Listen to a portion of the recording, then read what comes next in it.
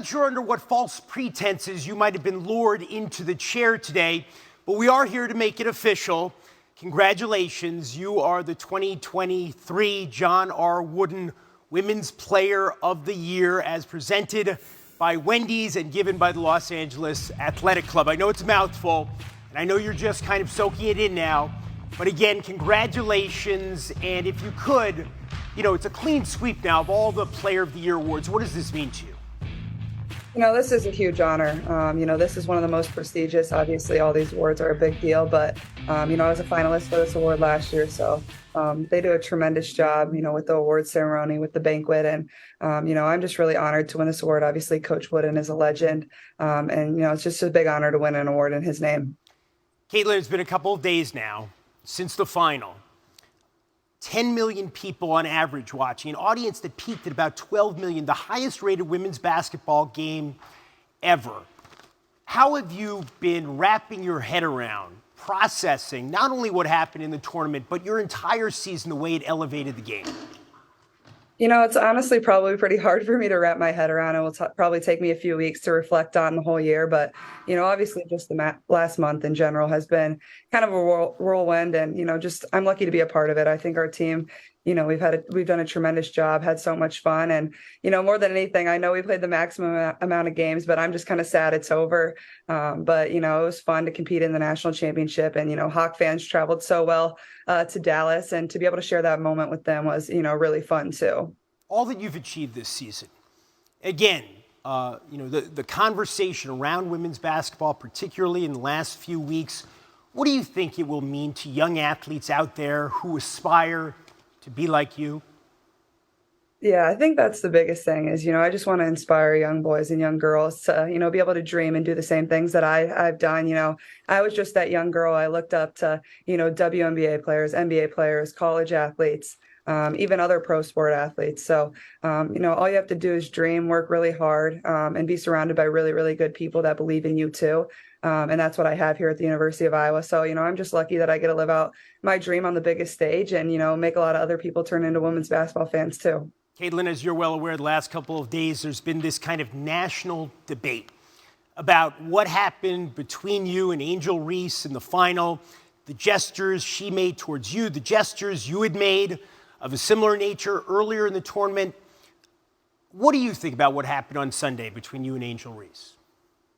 Honestly, I haven't been on social media a ton since, we lost. But I think the biggest thing is, it was a competitive, super, super fun game.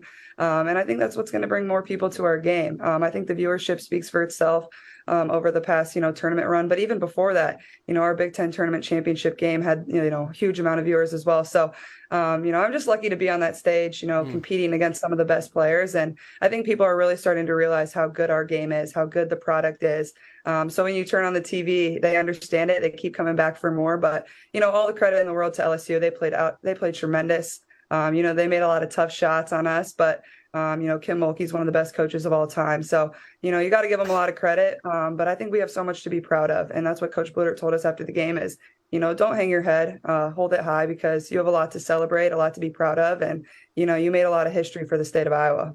I know you don't want to dwell on it.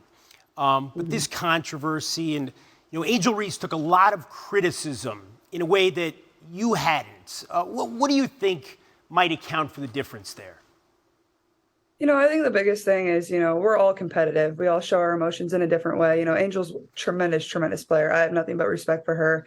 I love her game. The way she rebounds the ball, scores the ball is absolutely incredible. I'm a big fan of her and even the entire LSU team. Like I said, they played an amazing game. So, I don't think there should be any criticism for what she did. I honestly didn't see it when the game was going on. And like I said, I haven't been on social media really at all. I'm just trying to reflect back on, what this team did and enjoy every single second with my teammates because, we have two really good seniors that are moving on from our team that have given a lot. And, they've been some of my best friends, while I've been here at the University of Iowa. So I'm just lucky enough that, I got to play on that stage and have that opportunity with them. And I believe I get to play for one of the best coaches of all time and Coach Bludert.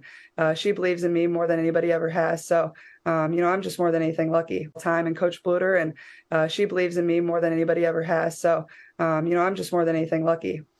As we've been saying, a lot of people have been talking about it, but one of the things people talk about is race as a component of this. Your thoughts? Yeah, I don't think Angel should be criticized at all. No matter which way it goes, she should never be criticized for what she did.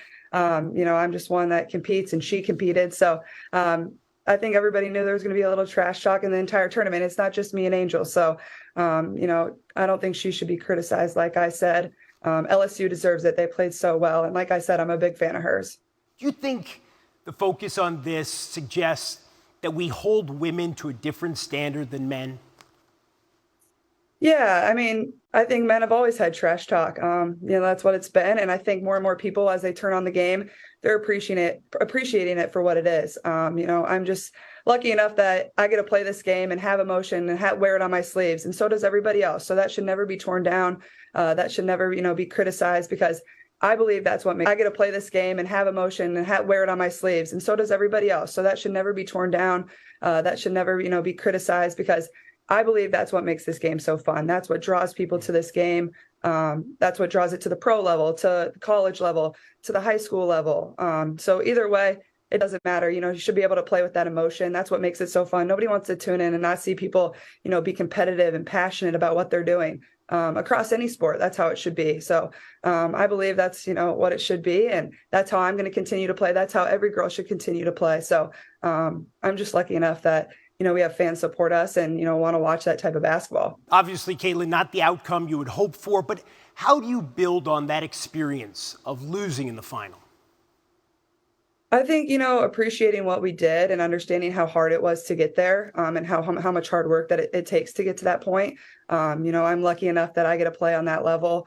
But also, we came up one game short. So why not, go back to work even harder. And obviously we lost two really good seniors, like I said. I think we can get back to that point. Obviously, it takes a lot of hard work. You got to win some really tough games. We had tough matchups, all throughout the tournament. We were challenged. So that's what you love about the NCAA tournament. I think it's the hardest postseason tournament in all of sport. And all you can do is, continue to get better and continue to work hard. But I think it gives you a little fire moving forward. Your team's going to look different next season, of course, as you've been saying. But there's been a lot of talk already in the last couple of days about a potential rematch with LSU. How would you feel about that? Yeah, I love playing the best teams, and I think we're lucky enough to have a coaching staff that builds a really good schedule for us every single year.